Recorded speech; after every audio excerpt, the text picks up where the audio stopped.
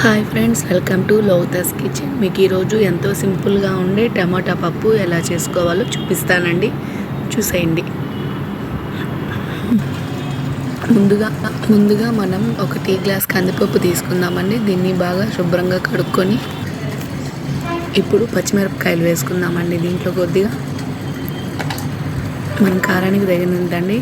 నేను తీసుకున్న పప్పు క్వాంటిటీకి నాకు 6 మిరపకాయలు 7 మిరపకాయలు సరిపోయాయండి. టమోటాలు అండి, ఇవి చిన్న సైజువేనండి, బాగా పండిన టమోటాలు నేను ఒక 6 తీసుకున్నాను. వీడియోలో చూపిస్తున్న విధంగా ముక్కలుగా కట్ చేసి వేసుకోవాలండి. ఇలా అన్నీ వేసుకున్నాక కొద్దిగా వాటర్ వేసుకుందామండి. తగినన్ని వాటర్ వేసుకొని కొద్దిగా పసుపు,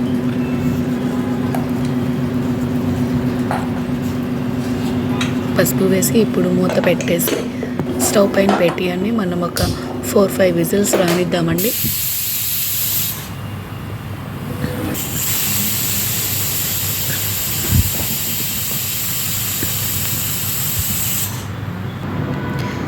ఇప్పుడు విజిల్స్ వచ్చి మనం ఉడికిపోయాక, ప్రెషర్ అంతా పోయాక మూత తీసి చూస్తే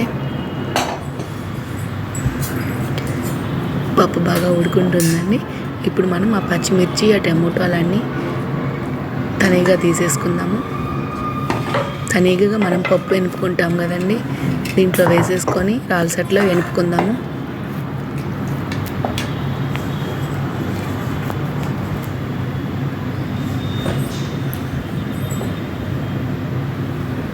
కొద్దిగా ఉప్పు వేసుకుందామండి.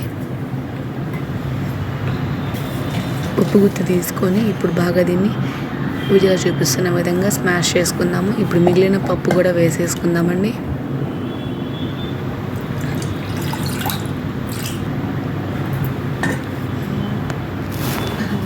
వీడియోలో చూపించిన విధంగా మొత్తం ఎనుకున్నాక కొద్దిగా వాటర్ అండి, ఎక్కువ వద్దు, ఒక్క చుక్క వాటర్ వేసుకొని మొత్తం ఒకసారి కలుపుకోవాలి.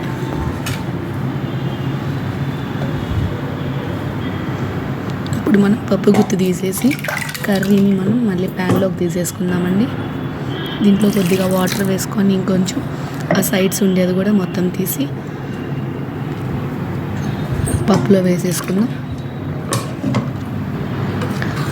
మళ్ళీ మనం గరిటెతో ఒకసారి మొత్తం కలిపెట్టుకుందామండి. ఇప్పుడు స్టవ్ వెలిగించి ఒక ప్యాన్ పెట్టుకొని ఒక 3 స్పూన్స్ ఆయిల్ వేసుకుందాం.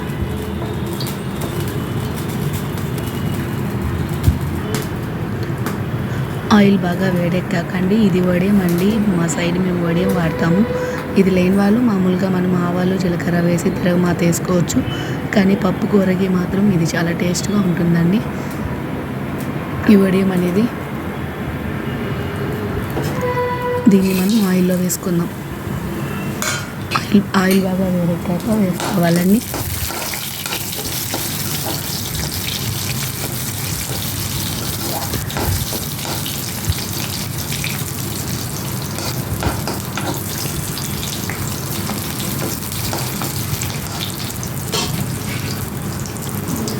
వడియం అనేది వేగాక కొద్దిగా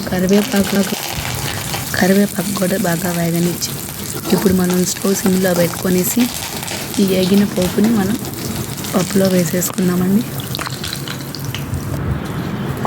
పప్పులో వేసేసుకున్నాక మొత్తం ఒకసారి గరిటెతో కలబెట్టుకొని మనం స్టవ్ పైన పెట్టుకుందామండి.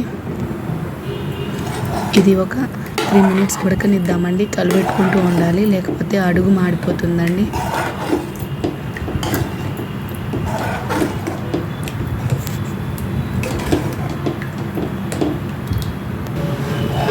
ఈ విధంగా ఉడకాలండి.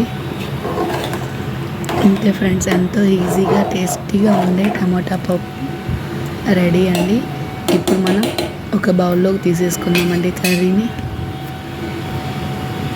స్టవ్ ఆపేసి ఇంతే ఫ్రెండ్స్, ఎంతో సింపుల్గా టేస్టీగా ఉండే టమాటా పప్పు రెడీ. Thank you friends.